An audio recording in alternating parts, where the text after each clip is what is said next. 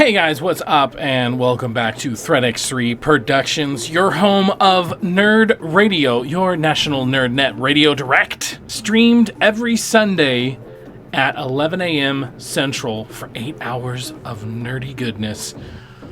So today's video, we're going to be talking about Hyperscape and 10 things I like and 10 things I don't like. So originally I was basically going to talk about how is this game a little too late? Because it kind of is. There's enough games out there right now, whether it's Apex or Warzone, which are two of the top contenders, and then Fortnite just being the juggernaut that it is.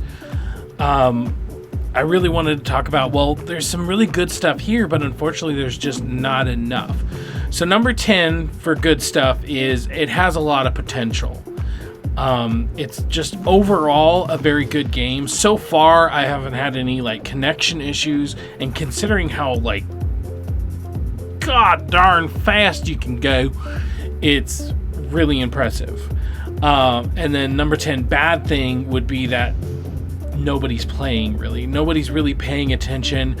Now, by all means, I can still find and fill matches quite quickly. But what I mean more is that the overall nature around the game, I just don't feel like I'm seeing it a lot on Twitter. I don't feel like I'm seeing it a lot on one thing or the other. Holy crap, where is it? There it is! There it is! My goodness. Alright, so then if we go by total viewers, not just, the top 20 people streaming right now, it is 1, 2, 3, 4, 5, 6, 7, 8, 9, 10, 11, 12, 13, 14, 15, 16, 17, 18, 19, 20. 3 hours later. It is the 43rd, or technically 44th down. Just to give an idea of other things that are more popular than it, is GTA 5 came out years ago. World of Warcraft, which is over 10 years old. Minecraft's always been pretty popular, but still. Music. So music and performing arts. Not sure what exactly that is. Maybe somebody's, that might be like a little concert or something, but still. Teamfight Tactics, which I'm pretty sure is a mobile game, but you can also get it on your PC. Let's see. ASMR. It got beat by ASMR. It got beat by ASMR. Try to really think about how bad you are that you got beat by ASMR. Really think about it. So my point completely stands there. Nobody's really paying attention to this. Nobody really gives a shit about this. It's a really good game, but... So then number 9, good.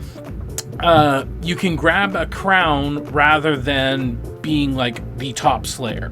So as long as you make it down to the top 10, I believe, then a crown will appear. You can go grab the crown as long as you hold it for 30 or 45 seconds. I'm sorry, I don't know the exact time. Then you win the match. So as long as you're really good at moving around and you're really good at just, using the environment or whatever, you could win the game without actually killing everybody. Now, killing everybody is still an option. You could still kill everybody in the map before the crown even shows up, but it is an option. So I like that because it just puts a twist on it, and it does make it kind of seem more game showy, and I kind of like that. Number 9, bad. It's not necessarily in any order. For every good thing, I'm not having a bad thing. Some of them do line up with each other, but number 9, no scramble up a wall. Now this might be Apex Legends talking to me, but we have double jump, but we can't kind of scramble up a wall. And so if you don't know what I'm talking about, when you go in Apex and you go up and you jump, it could be 2 feet above you, and you'll kind of scramble up the wall a little bit, then grab the ledge and pull yourself up.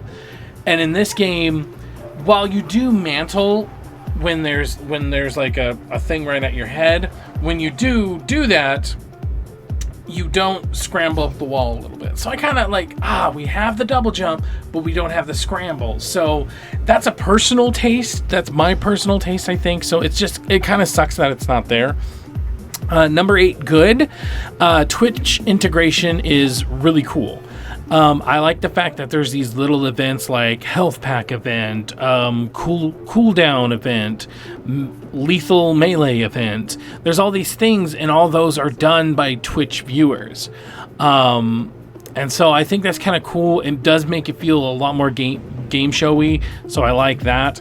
The main thing I'd have to say that's bad about that, so number 8, bad, it needs a better variety of stuff, and maybe even something like Warzone contracts would be really cool. So imagine they do, instead of an event where it's like, you get 4 double jumps or something like that.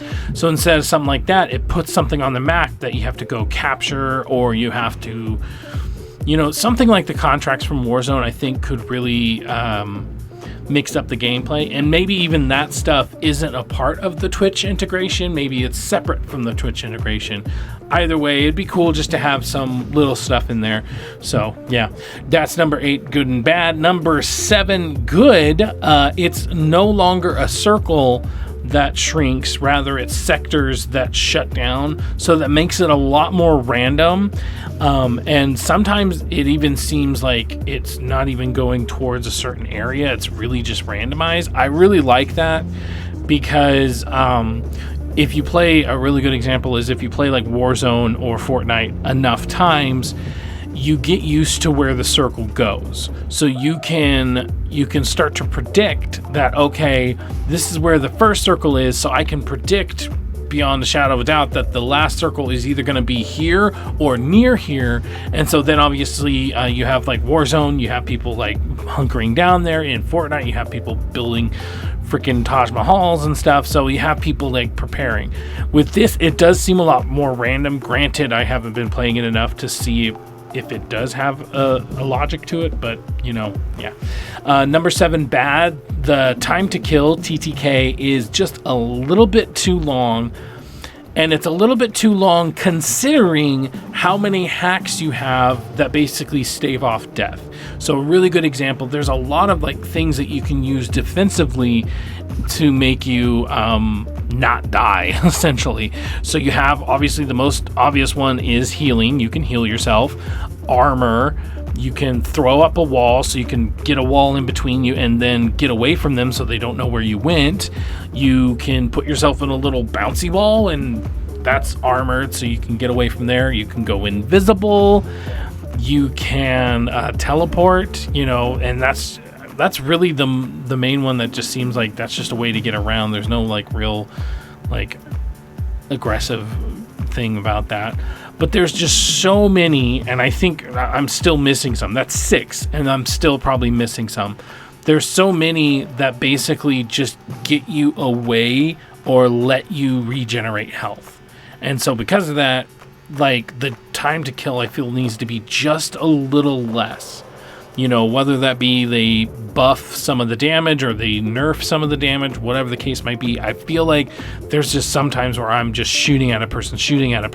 There was one exchange that I had that we shot at a person, he went inside a ball, and then he bounced around a little bit. We kept shooting at him to make the ball get destroyed. Then he got out of the ball. We were chasing him around. We're still shooting at him. He was very elusive, I will give him that. But then he was able to elude us long enough so that the ball regenerated, and then he can get back into the ball. So once again, that TTK, time to kill, is just way too long, because sometimes I just feel like I'm just pumping load all over his face. Giggity. Number 6, good. The respawn mechanic is really cool. I actually really enjoy this. So instead of having a bus I guess it's a van in Fortnite, it's a banner, like it's this little like spider looking thing, and you get a call to drop in. Gulag, you know, obviously in thing you have to buy your way in Warzone. So instead of any of that, it has a really cool mechanic where you basically turn into a ghost. And as a ghost, you can still look around, you can still jump around, you're still a person, it's just nobody can see you. But for my teammates, if I'm, obviously the only reason I can be a ghost is if I'm in squads, but for my teammates, I can start pointing things out. So, hey, there's a guy over here. Hey, there's this weapon over here. I can feed them information, and that's with or without a mic, obviously. I can feed them information and basically save their lives in a lot of things, because if they don't see a person coming up behind them, I can let them know. And then in order to get respawned, somebody needs to die on the other side. So then when you die, you drop this respawn point, essentially. I can go to that respawn point and then get respawned that way. I really like this mechanic because I'm down and out, or I'm down and not out, but instead of the normal, like, oh, I'm just walking around, just, you know, or crawling, rather, I'm just crawling around waiting to get respawned, or I'm just spectating, I just feel so useless. I'm just like, you know, in a lot of cases, if I'm with a bunch of randos and they maybe don't seem like they know what they're doing, I'll just go ahead and leave. But in this case, I feel necessary because I can point out things, I can walk around, I still feel like I'm in the game, even though I can't necessarily attack. So I really like that. Number 6, negative, there needs to be a penalty for quitting quick. So far, just today, I played over 6 or 7 rounds, and in every single round, the third person always left. So there were only 2 of us. So we always went up against other squads with 3 freaking people, and it was so annoying.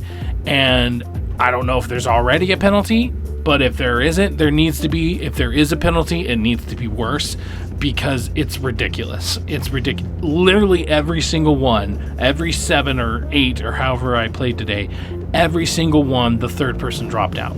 If they died, they immediately dropped out. That is ridiculous. I mean, people just need to learn the freaking game. That's one way of doing it. But another way is there needs to be some type of penalty. It's absolutely ridiculous. Number 5, hacks are unique and varied, and I really like that you can customize. So what I mean by customize is obviously in Apex, you have a set number, or you have a set skills. So, you know, Bloodhound, he can do the ping, or he does the Eye of the Allfather and stuff like that. So, you know, each character has their own ability that's unique to them. Even in Valorant, which is one of the more recent ones as well, everyone has a very specific skill set. So this one, I like how you can choose and mix and match, and you can also choose and mix and match based on the situation. So if there happens to be somebody who is just eluding us, maybe I can switch to a different hack, like let's say Slam, so I can get a lot closer. They just added a new one, which was Magnet. At first, I just didn't even pay attention to it, but then I'm like, oh, okay. I tried it out, and it's actually kind of cool. You can magnet people towards you, depending on where you place the magnet, or you can actually do it away from you, giving yourself a chance to maybe like grab your bearings and actually shoot at them. Not only that, but it kind of immobilizes them just for a second, so it's a chance to shoot at them. So I really like all the different hacks, and I really like everything about them. Having said that, some of them are more popular than others, but I wouldn't say that that's just the meta. You know, there's always going to be more popular guns, so I don't think that's really a negative. But there is a negative when it comes to number 5 negative. We need a quick melee. The only way to get back to your melee is to hold down triangle. Of course, this is console, if you didn't know that already. Hold down triangle, and then you pull out your melee weapon. Like, I want to be able to just like click down on something, press something for a quick melee, and I can't do that. And I don't like it. So that's number 5. Number 4, I really, really love this. Actually, it might even need to go up a couple of notches, but for now, we're going to call it number 4, and that is weapon fusion. So now, instead of having like a purple weapon, a gold weapon, yada yada, every weapon on the ground is a white weapon, but I pick up a white shotgun, I go to another white shotgun, and I fuse them together, and that levels that shotgun up. And then I can level that shotgun all the way up, giving it extra magazine and extra damage. I really, really love this mechanic. It also is for the hacks as well. So for the hacks, like, you get a shorter cooldown or something. So I really like that. It's a really fun mechanic. It really makes it so that when you go into an area and there's like, I'm going to go off of like Apex Legends, for instance. When you go into an area and there's like nothing but peacekeepers just all over the place, it's like, I don't want the peacekeeper. But if I could grab that peacekeeper, fuse it with another peacekeeper and another peacekeeper, I would find it more tempting to pick up those weapons. Because even if I'm not good with the peacekeeper, it gives me incentive to at least try it out if that's the only thing I'm finding in that area. So I really, really, really, really, really, really, really like the fusion. It's just an interesting mechanic. I think there are still chances of you finding a gold gun, but those are way less. You know, I like the idea of, instead of like in Fortnite or Warzone, instead of basically hoping to get lucky and get next to a supply bin, and that supply bin doesn't have a lot of people around it, I can I can fuse a couple of weapons just by staying away from people and staying alive. So I really like that. The number 4 bad, overall the balance of the game is off. You know, like I said before, there are certain hacks that are just way more popular, and I think that's all also because of how useful they are. A really good example is invisibility. When you turn invisible, you really turn invisible. Other games give you that kind of like Predator sheen where you can kind of see where the person is, but maybe only when you're paying attention. But in this game, when you go invisible, nobody can see you whatsoever. And that's just one. I feel like overall, all the superpowers, I love them. Or hacks, I guess. All the hacks, I really love all the hacks. But I do have to admit, like I said, that one engagement where he turned into a ball, we keep fighting him, and then he turned into a ball again. Granted, he could have had it leveled up all the way, but still, it's just like, that's too short of a time. I feel like everything needs to be doubled, or just they need to find a better balance. And maybe that means that certain things like invisibility or armor stuff, like the stuff that actually like really keeps you alive, maybe those should have a higher cooldown rate. And I mean, that just, it would incentivize you more to level that up, you know. And maybe even just the drop rate of them could lower, you know, like, so instead of finding a ball every other freaking place, you find it every third or fourth place. So maybe it's just a matter of drop rate. It could just be that. But overall, the balance of the game can be another really good example is sometimes I feel like the minigun, I can't kill anybody with it, but if anybody's shooting at me, they can kill me in an instant. And usually it happens where like everybody on that team has a goddamn minigun and shooting at me at the same time, and they take me out in seconds. So I don't really like that. Let's see. Number 3, good. The weapon variety is good. So I think I like all the weapons. Like, I don't think there's necessarily one other than the sniper, because I don't really like the sniper, but I like all the weapons. And even if I don't like a weapon in particular, just the variety of weapons I really like. Like, there's a grenade launcher, then there's that one that shoots out like electric ball. I like all of them overall. The variety is good. Now, some of them are overpowered, obviously. I already talked about that, but yeah, that's the negative, is that some of them seem overpowered. Like, if you level the minigun all the way up, you have a huge drum of ammo, and you can just like plow through people, especially if there's 2 of you. So it just balance overall, but some of them are definitely overpowered. And the sniper rifle, they keep making it one shot, then not one shot, then one shot, and it's like, I don't know if it should be one shot. Now, a headshot, yeah, okay, it should be one shot headshot. But if I just hit somebody, it should not be a one shot headshot. It should not be a one shot. So that's just me. Number 2, movement. I love the movement. It is kind of weird how when Apex Legends first came out, they went on and on about how there's not going to be double jump in it because when they tried out double jump, it made it unfair. Meanwhile, this game comes out, adds in double jump, adds in slam, which launches you up in the air, adds teleport, adds all these different things that just basically keep you in the air for really long periods of time.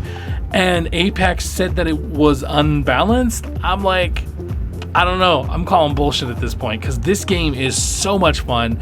It's so much fun to move around. And it's like, if they had this in Apex, I feel like it would have kept me invested more because of just the fluidity of it. Apex is still a good game. Let me be clear. But this game, I feel like if this game married Apex Legends with the characters and the abilities and stuff like that, but I was able to like customize the abilities, this would be the perfect game, like, of all time. So, yeah. Anyways, so bad number two. So bad number two is the dropping in. I don't like this for two main reasons. Number one, the speed of which you go. Now, obviously, you can push forward on the thumbstick, and that makes you go faster. But I don't feel like it makes you go that much faster. And not only that, but if you look straight down, there's no like terminal velocity where you start going even quicker. So it just seems way slow, and I don't like it. Number two is instead of so many battle royales, so many, can't even name them. Instead of there being like a line where you go from like, let's say the north to the south or the south to the north, and you're in a plane, you're in a bus, you're in another plane, you're in something. Instead of dropping like that, it drops you from one of the corners of the map. That's not inherently bad, but what sucks about that is that it drops you from each of the corners of the map. So my strategy is always to pick an area where I feel like not a lot of people are going to go. And when you have a line, from this way to this way, when you have a line, you can kind of guess, okay, everybody's going to jump at the very beginning because that's what everybody does. Like, there's a huge amount of people that jump at the very beginning. It's just a cavalcade of, mess. It's just a mess. And so I always like to wait until near the end, and I try to pick an area on that path, wherever that path's going. I try to pick somewhere that I feel like not a lot of people are going to go, or if anybody else does go, it's like one group, and I can take care of one group. In this game, because it drops you from every corner of the map, it's really, really hard to figure out where to go that nobody else is going to go. I personally, and obviously some people will die on the hill where they think you should hot drop and get into the action as quickly as possible so that you don't get too compliant. Me, I like getting geared up and then going into it. I like having my two weapons, I like having my two hacks, and then I'm good. Whether it's the two weapons that I want or the two hacks that I want, I like at least having it and then going into battle. I don't like immediately going into battle. I like having at least a minute where I can just grab stuff and not worry about getting killed, or having to baton somebody to death and their buddy comes up and kills me. It's really freaking annoying, and I don't like it. So those are the main two reasons. So that's two for number two. Number one, I like the aesthetic. I like the graphics of it. It looks very pretty, even on the PlayStation. Overall, the aesthetic of it is really good. It's also in a quote-unquote VR world, so I really kind of like the lore of it. Cyberpunk 2077 is coming out in like a month and a half, and it gives very like cyberpunky kind of vibes, and so I'd say that's not a bad thing. Like, that's a good thing as far as marketing and stuff. It's like, hey, you like Cyberpunk 2077, come check out this game. It's kind of like it, so I feel like it could do them really good. So overall, the aesthetic and everything I really like. On the negative side, though, not enough variety in the map. Everything is a tan or beige building or a metal, like, metal scaffolding and stuff like that. So the variety is not good. I mean, you could be watching my thing right now, and unless one of the points of interest comes up on the screen, you can't really tell where you are, and I don't like that. Because, I mean, especially if I know that the circle's going towards, let's say, the courthouse or something. Well, how do I know where the courthouse is if everything looks the same? Well, the only way to do that is to get up on top of a roof and look around, or obviously mark it on your map, obviously. But still, I don't like how samey it looks. Fortnite, Warzone, Apex Legends, PUBG, they all differentiate parts of their maps in one way or another, and I just feel like this one doesn't do enough. So that's just me. That's my 10 good things and 10 bad things about Hyperscape. It's your guys' turn. What do you think about it? What's good about it? What's bad about it? You know, are you even playing it? Let me know down in the comments down below. Thank you so much for joining me today. I was Nick from ThreatX3 Productions. You have a good day.